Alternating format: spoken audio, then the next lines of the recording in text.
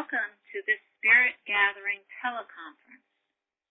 Today is November 19th, 2019. My name is Sheridan. I'm a healer counselor with the Church of Tzaddi, and our topic tonight is listening to the earth. We're so glad that you have joined us. We are recording this call so that people who could not be here tonight can listen in. So please press either your phone's mute button or *6 to mute your line to help keep the line quiet.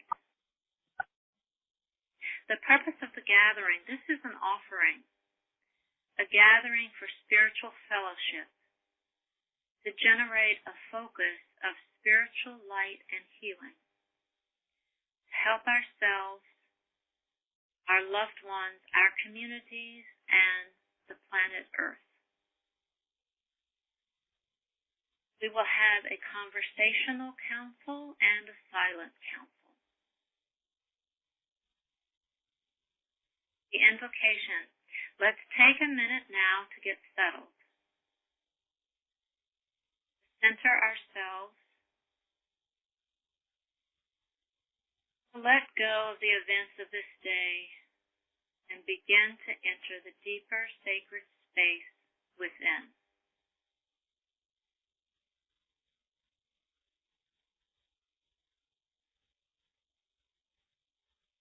Now let us imagine we are joining together in a circle, the light or flame or fire in the center.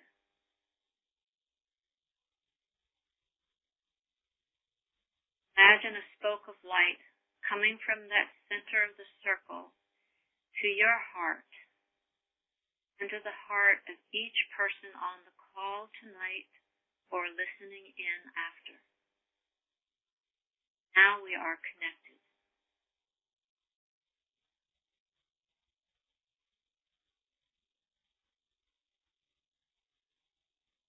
Our intention. Let us set our intentions. We listen to one another with compassion and curiosity. We ask for what we need and offer what we can. We deepen our connection with one another and the divine. May this sharing serve us, our community, and the planet. And so it is.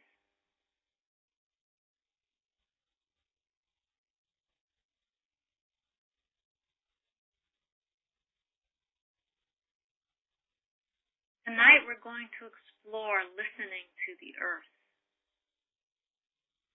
The earth is our home. Let us honor and support our home by listening. By listening to the earth with meditation and contemplation. I chose this topic tonight because much of my spiritual growth has been through Native American studies. I grew up in the country, in the mountains of North Carolina, Piedmont area of Virginia, Tidewater area of Virginia, on the Chesapeake Bay, and have been living in New York City for many years. Learning about our relationship with earth and the land is very important to me. As you may know, November is Native American Heritage Month. So it is a good time to recognize and honor our Native neighbors. On our Tzaddi spiritual path, there are 21 Tzaddi principles that guide our practices.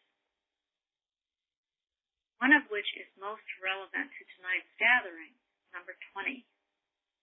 I quote, "We acknowledge the gravity of the planetary environmental balance and support those who, out of love for Mother Earth, work to preserve, protect, and reclaim the environment, returning it back to its natural balance." So how do we listen to the earth? There are many ways, as you know.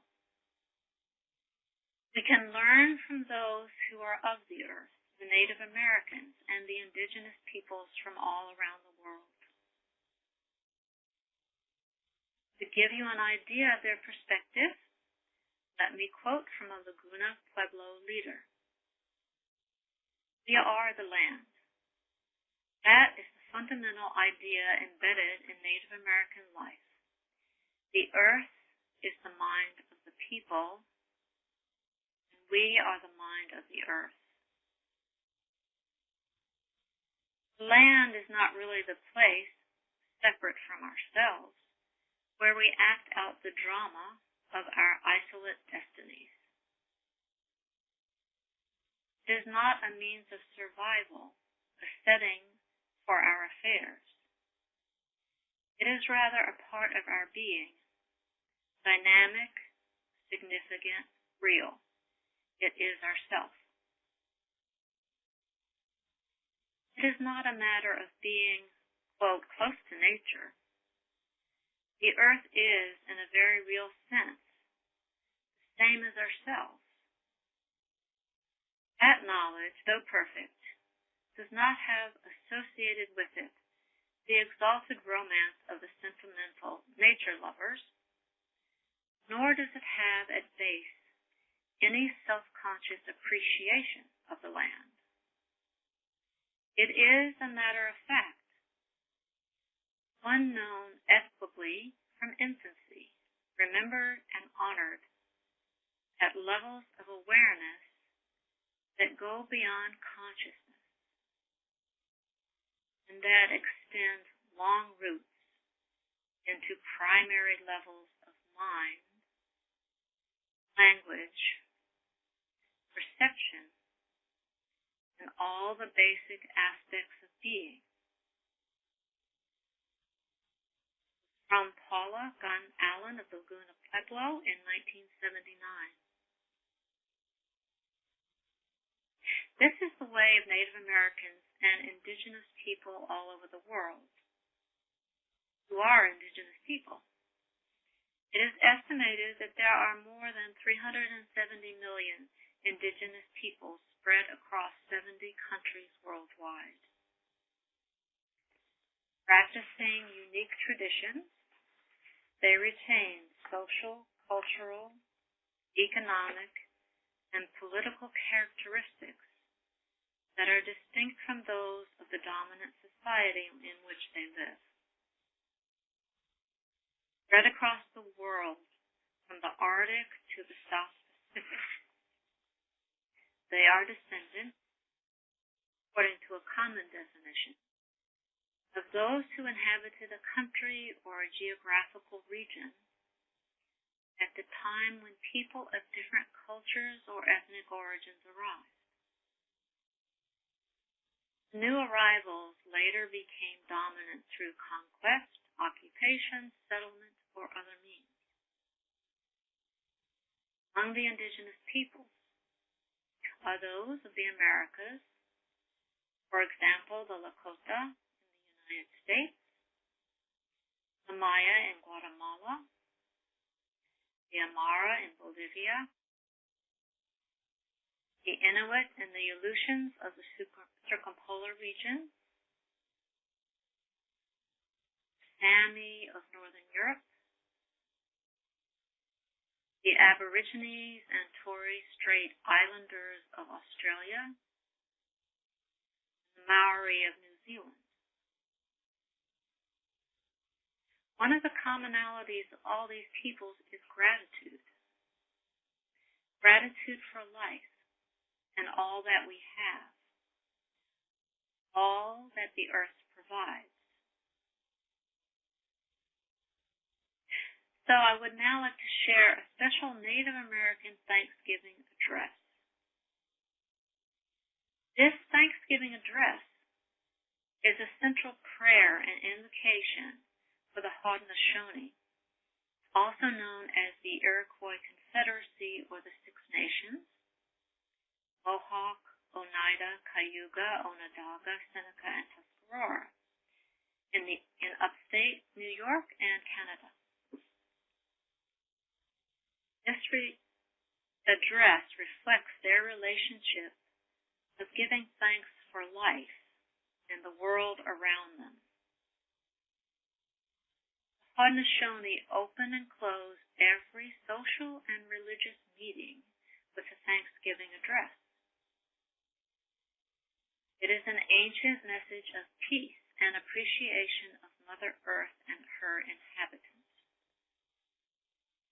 The children learn that according to Native American tradition, people everywhere are embraced as family. Our diversity, like all wonders of nature, is truly a gift for which we are thankful. When one recites the Thanksgiving address, the natural world is thanked. And in thanking each life-sustaining force, one becomes spiritually tied to each of these forces of the natural and spiritual world. Thanksgiving address teaches mutual respect, conservation, love, generosity, and the responsibility to understand that what is done to one part of the web of life we do to ourselves. And now the address. Today we have gathered and we see that the cycles of life continue. We have been given the duty to live in harmony and balance with each other and all living things. So now we bring our minds together as one, as we give greetings and thanks to each other as people.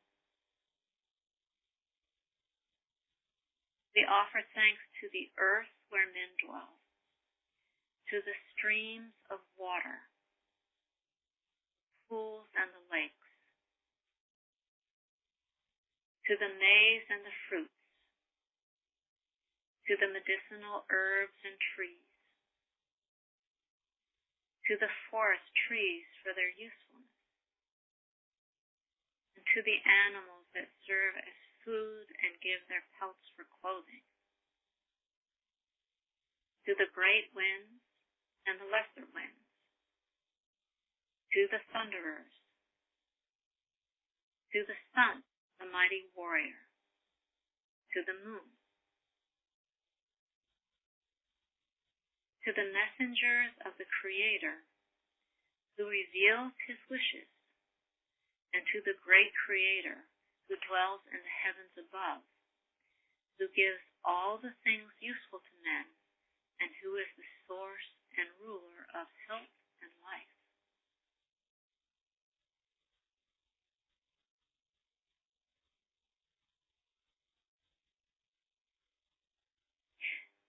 Giving thanks to the trees, water, wind, does not mean that people worship all these useful gifts, but they thank the power that produces them. Now, let's focus on listening to the earth ourselves. Using our minds, our imagination, our senses, we will start by exploring some of the elements that make up the earth and our being. We'll start with air. Air, the wind. Listen to the wind in the trees. The wind swooshing through the whispering pine. A brisk wind through the mighty oaks.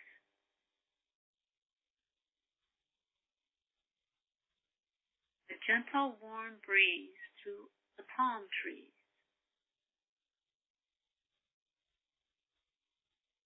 The gale-force winds of a hurricane. Each has a different sound, a different song, a different message. American poet Henry Wadsworth Longfellow described the sound in A Day of Sunshine, a poem. I hear the wind among the trees, playing celestial symphonies. I see the branches downward bent by keys of some great instrument. Air is sacred. We need air to survive. Now let's do a short meditation or contemplation on the element of air. I've given a few examples of how I see air as wind expressing itself in various ways. But how do you see or hear or sense or understand air? Let's do a short 2 to 3 minute meditation on air, just to see where the exploration takes you. So we begin finding a comfortable place to sit, breathing easily, sitting upon the earth, honoring the air we breathe in. Eyes can be gently closed, connecting with, listening to the earth and the air, allowing a memory, a sensation, a feeling, thought, or experience to appear. Let the air show you.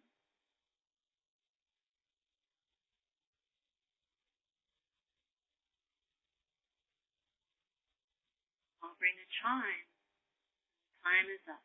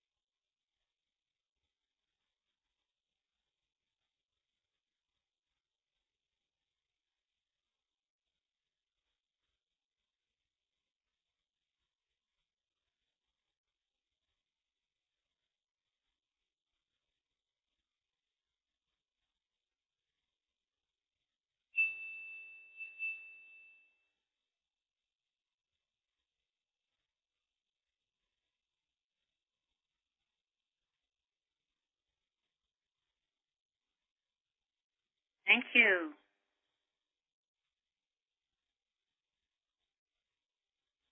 We are grateful for the gifts of life. What did you notice? If you'd like to share something, please do so.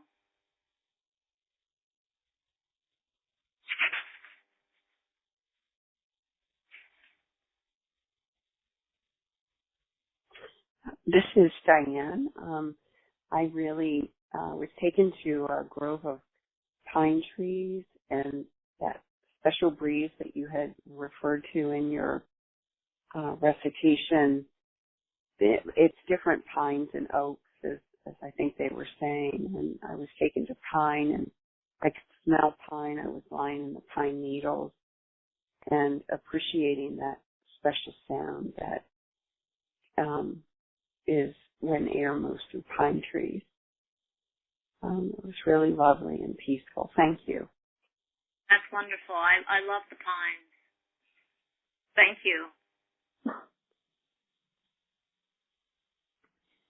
Hi, this is Nancy from Cincinnati. I joined just as we were muting. One of my favorite practices in the morning is to sit on my front porch in the city on a busy street, but with aspens and a great white pine in front of the porch. In the slightest breeze, the aspen leaves are always murmuring. And I've often thought of them as the messengers of the gods, the way they have a kind of cosmic speech. In my own spiritual practice, especially in the last 6 months, it's been very shamanic in nature, and I've come to experience that every tree that I know is part of my family, and every plant and the birds that I know in the yard. And on this particular occasion tonight, with your exercise, I found myself traveling on the wind, carried out to a cabin we used to live in California at 5,000 feet. And when we lived up there in the remote Angeles National Forest, I remember being struck by the truth one day in the little upstairs loft as the wind came up the canyon. I experienced this is the same wind I love in northern Michigan, and it's the same wind that I love down at a Trappist monastery in Kentucky and in my own backyard in Cincinnati. And so tonight I was just traveling with the wind, and it was just wonderful. So I also want to thank you. I've thoroughly, deeply enjoyed this. That's wonderful. Thank you. Thank you. You're welcome.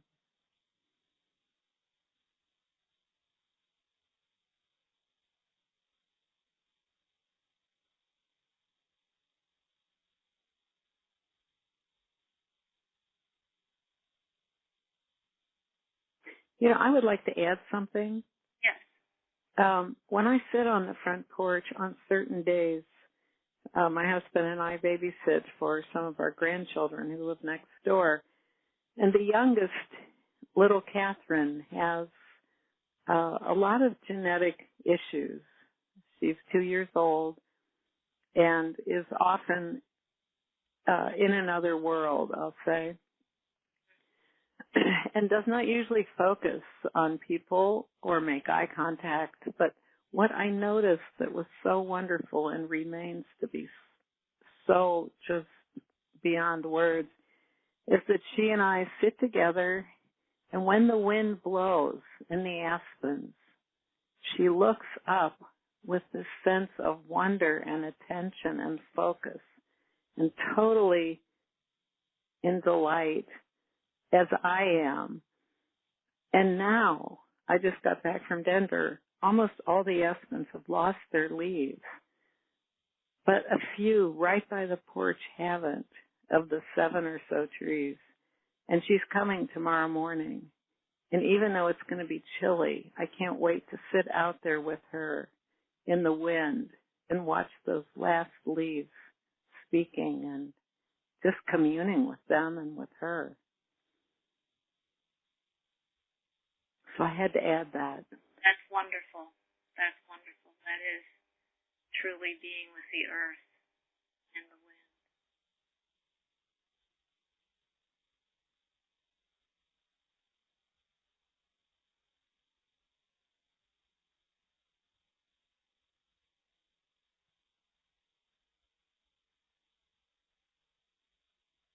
Okay, let's go to water. Listening to the water. Listening to the water gurgling in a stream. Water flowing in a mighty river.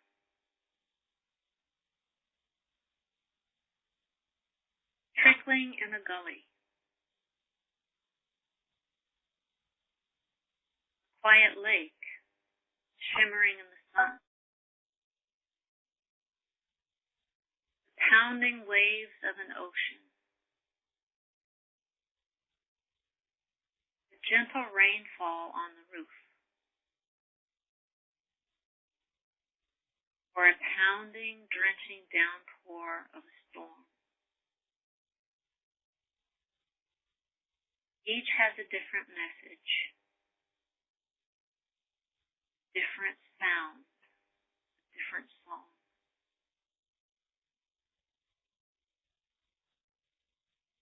William Wordsworth. The lake carries you into recesses of feeling, otherwise impenetrable. Water is sacred. Now let's take another 2 minutes to consider listening to water. Again, sitting comfortably, sitting with the spine straight, sitting upon the earth, connecting, listening to water and the earth. Let the water show you. We begin.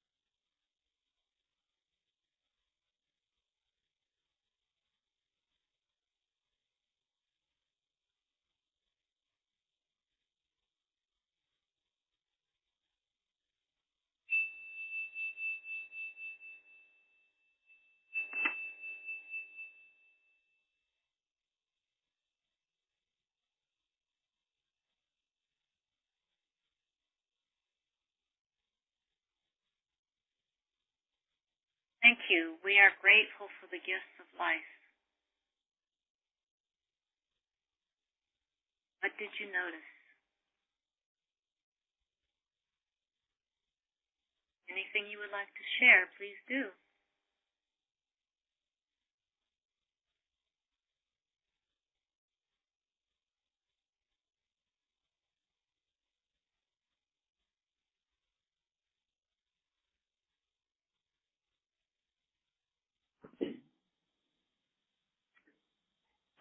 This is Nancy again, and I would like to share the experience during this time of meditation of the pleasure of swimming in water and just feeling oneself immersed, and the coolness and the fluidity of water. I could feel that even though I'm sitting in my living room.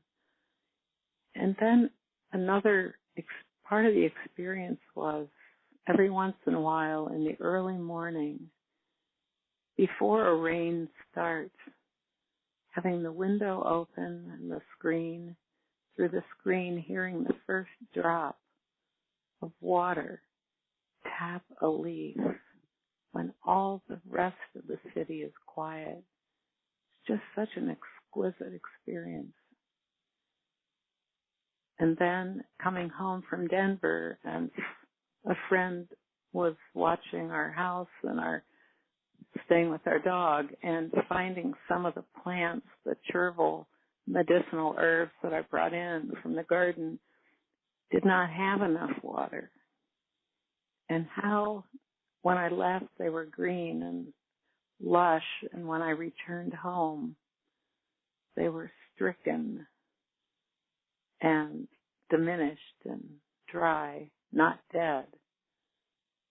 But without enough water, they could not thrive. So I felt so grateful for water.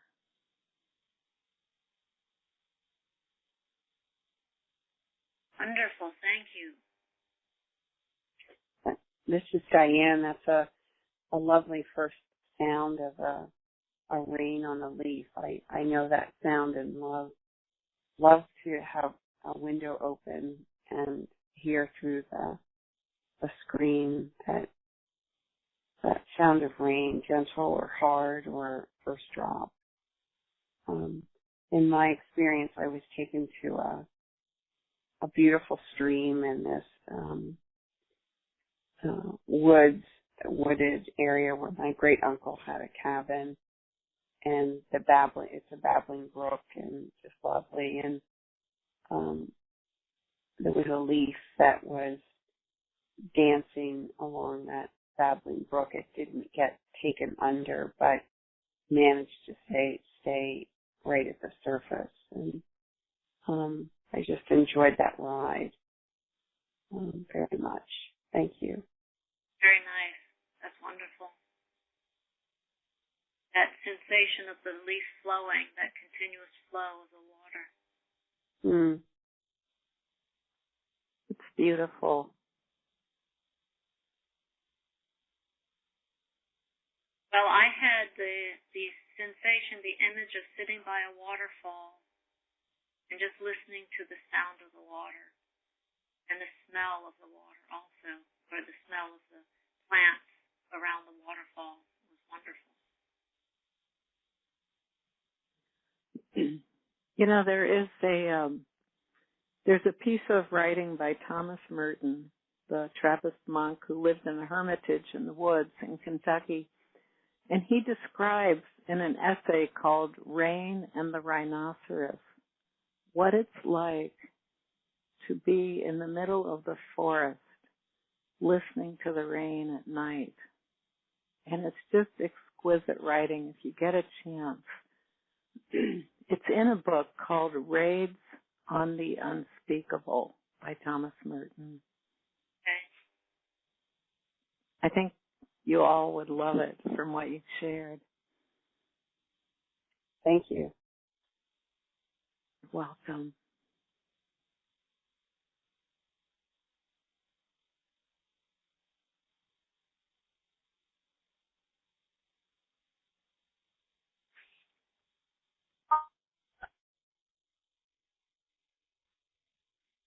Okay, next we're going to do two things together.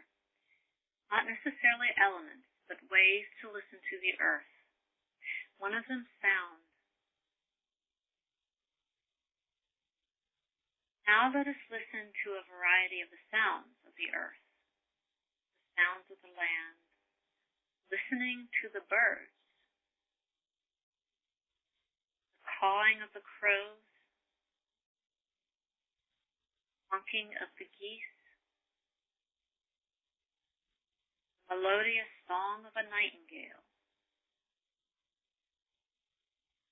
fluttering of hummingbirds at a feeder, cooing of the doves. Each has a different song, different message.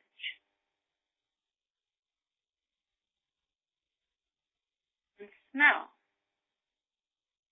You can also listen to the earth by smell. Smell the flowers. Smell the showy roses. Smelling the lilac bushes in the springtime. The lavender in an herb garden.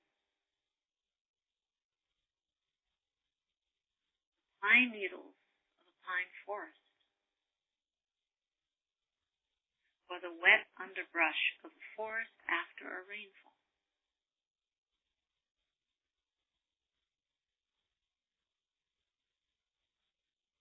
So for the last meditation, we've explored various ways to listen to the earth by listening to the elements, air, water, and listening through sound and smell. We're going to take another couple of minutes of meditation and see what appears to you.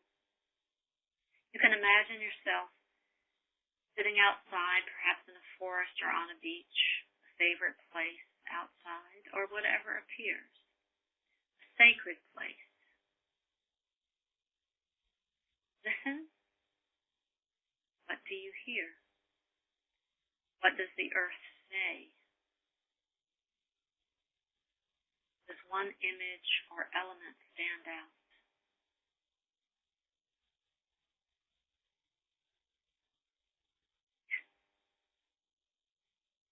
And we begin.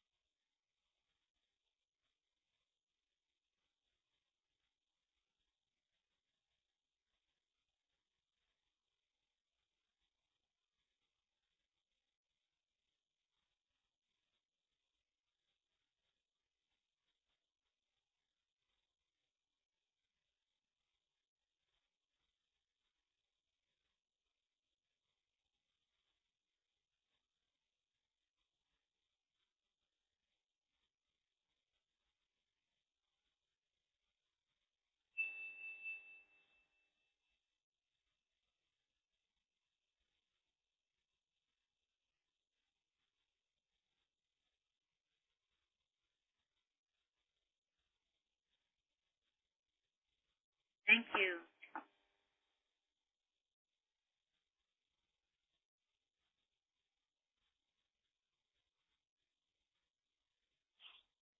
What did you notice you would like to share?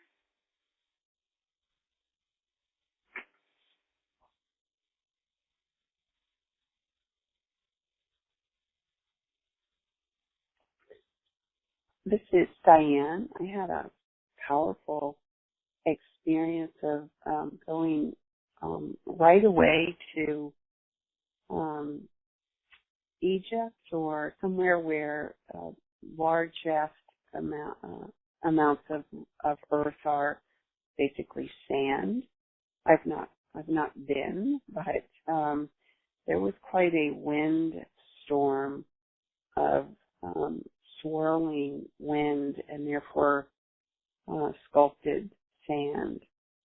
And I saw myself and others as travelers, with your head down and just being blown very forcefully. I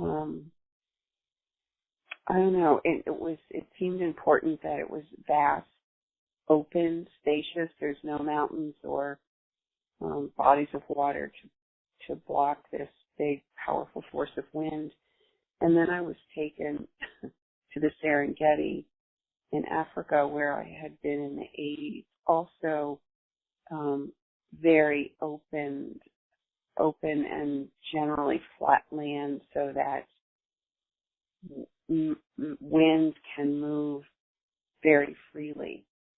And then, as part of my intention this evening, I was putting out there that my this sort of sore throat that is present and not healing fully, that be healed. And the winds moved into my throat area, and the message from the strong winds on the earth were, we are very powerful. We are you, you are us. I am you, you are me. I don't know. That's where it ended. It was quite something. Thank you. Thank you. Much healing. Wonderful.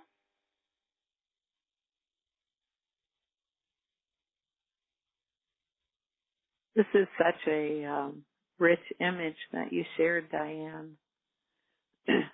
I'm still feeling myself sort of in the swirling sand a little bit. So I went to a northern climb up in the Upper Peninsula of Michigan. And my first experience in this meditation was what it's like to get out of the car after a 10-hour drive and breathe in all the fragrances of Mother Earth there. It's so rich and so pleasurable that the only thing you want to do, honestly, is breathe. Just don't even move. It's such a presence. All the pines and cedars and spruces and birches and the damp, dark, sandy soil and just the mulch of branches and decaying trees. And then nearby, the Lake Huron with its immense presence, all combined with the wind and the stars and everything, really. And what I heard as I was transported to this place that I love and have loved since I was literally younger than 1 year old, I think. What I heard Mother Earth saying was, this is who I am. I am life. I am love. And that this rich fragrance intoxicating, and it's in a simplicity and purity that's hard to put words to, sweetness. It's just a wonderful experience, making me smile ear to ear right now. So once again, thank you for this opportunity. Thank you. Making me smile too. Oh, that's great. And to feel the sand. Yep.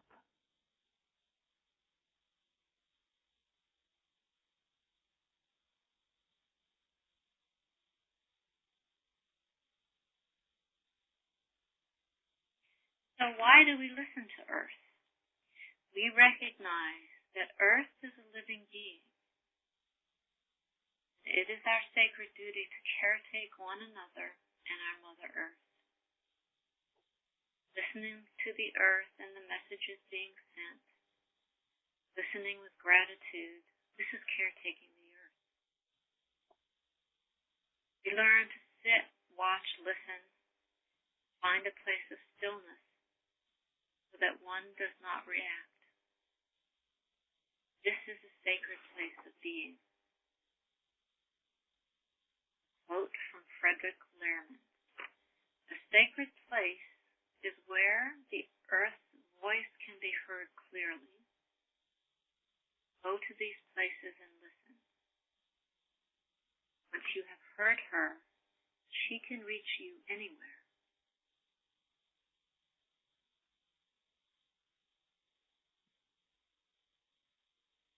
In closing, thank you for joining us for this Spirit Gathering teleconference. All may be archived as an MP3 at www.tzaddi.org. Phone access to the recording of this call is available until next month's call. For playback of recording, dial 712-3210-9932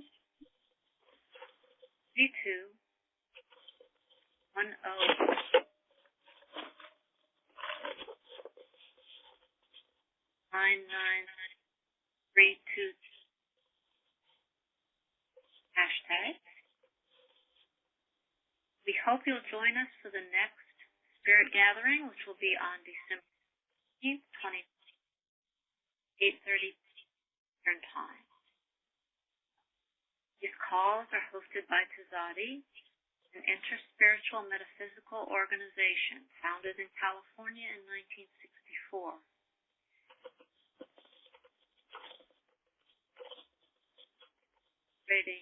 And more directly experiencing their relationship with the loving presence of the divine. Our programs are open to people of any race, color, or national or ethnic origin. Visit www.tzaddi.org to learn more. We will close now with thanks and a blessing. Thanks to Tzaddi founders Amy Keyes and Dorothy Blackmere. Thanks to all of you who have been part of our community tonight. Thanks to the divine who supports us always, even when we are not aware of it. Dedicate the practice tonight for the benefit of all beings, seen and unseen.